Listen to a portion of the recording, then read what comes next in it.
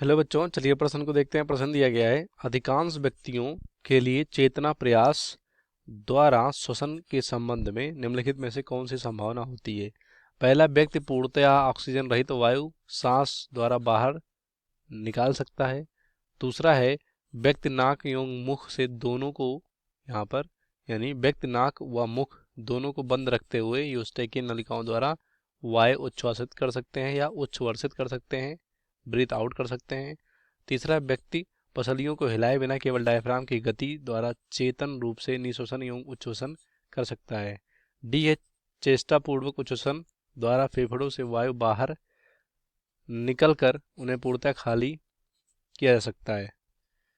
तो यहाँ पर अगर हम इसको समझें, इस प्रश्न को, उससे पहले देख लेते हैं यहाँ पर इस प्रश्न का मुख्य अवधारणा। मुख्य अवधारणा तो मुख्य अवधारणा में यहाँ पर हम देखेंगे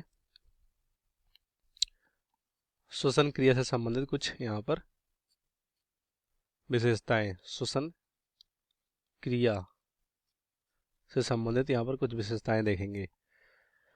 तो क्या बोला गया है, देखो एक एक विकल्प को करके अगर हम देखें, पहला विकल्प हमारा क्या बोला गया है कि जो व्यक्ति होता है वो पूर्णतः ऑक्सीजन रहित वायु सांस द्वारा बाहर निकाल सकता है।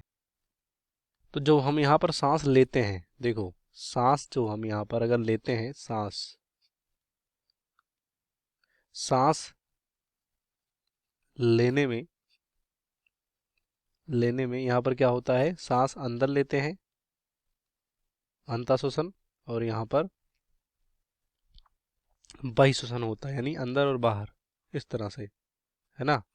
तो जब अंदर लेते हैं तो यहाँ पर लगभग कितना 20% जो वायु होती है उसमें ऑक्सीजन होता है, O2। और जब बाहर छोड़ते हैं तो लगभग कितना 15% क्या होता है, O2 बाहर निकलता है। तो ये तो हमारा वैसे ही गलत हो गया, क्योंकि बोला गया है वायु जो हमारा यहाँ पर वायु है वो ऑक्सीजन रहित है, तो पहला गलत हो गया। बी अब देख लेते हैं। बी में कह रहे हैं व्यक्ति नाक एवं मुख दोनों को बंद रखते हुए यूस्टेकिन नलिकाओं द्वारा वायु उच्छ्वसित कर सकते हैं, मतलब बाहर निकाल सकते हैं। तो हमारा जो यहाँ पर यूस्टेकियन होता है, क्या यहाँ पर बोला गया है, जो यहाँ पर यूस्टेकियन नलिका है, ये नलिका ये कहाँ पर होती है, ये मध्य कान जो हमारा मिडल ईयर होता है, मध्य कान यहाँ पर स्थित होता है, मध्य कान की गुहा में, जो कि यहाँ पर ये जो हमारा नासोफेरिंग्स है उससे यहाँ पर ये जाती है। इसलिए यहाँ पर जो हमारा ये यूस्टेकिन नलिकाएं हैं, नाक मुंह दोनों को बंद करके भी हवा को बाहर निकाला जा सकता है। मतलब ये जो हमारा नलिका है यूस्टेकिन ट्यूब, ये मध्य कान में स्थित होता है, मध्य कान में, और ये हमारे नासोफेरिंग्स जो हमारा यहाँ पर अंदर का जो फेरिंग्स होता है वहाँ पर वो अंदर आता है। तो अगर हम यहाँ पर नाक व मुख दोनों को बंद रखते हैं तो यूस्टेकिन द्वारा नलिकाएं यहाँ पर उच्छ्वासित होती है यानी बाहर निकल सकती हैं।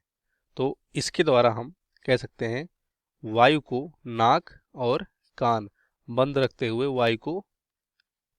वायु को बाहर निकाल सकते हैं, यानी जो भी यहाँ पर कह सकते हो वायु होता है उसको हम बाहर निकाल सकते हैं, इसी नलिकाओं के द्वारा निकाल सकते हैं।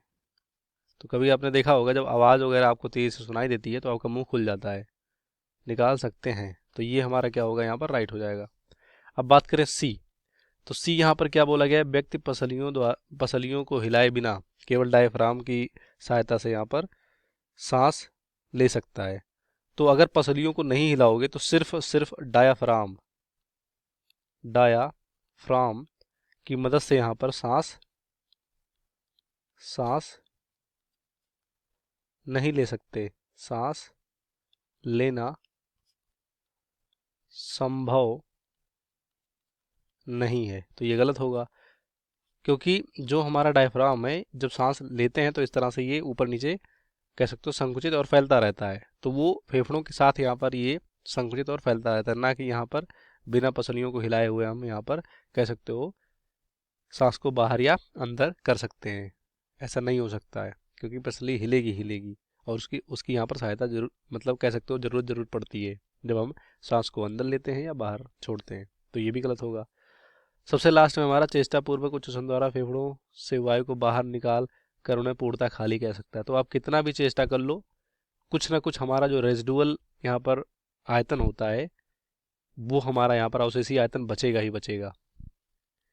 अवशेषीय आयतन मतलब ऐसा कभी हो ही नहीं सकता कि वायु खाली हो जाए, मतलब जो हमारा लंग है। तो ये भी हमारा क्या होगा, ये भी हमारा यहाँ पर गलत हो जाएगा। इस प्रश्न का राइट विकल्प हमारा यहाँ पर होगा बी, बाकी सभी गलत हो जाएंगे। उम्मीद करते हैं आपको प्रश्न समझ में आया होगा। धन्यवाद।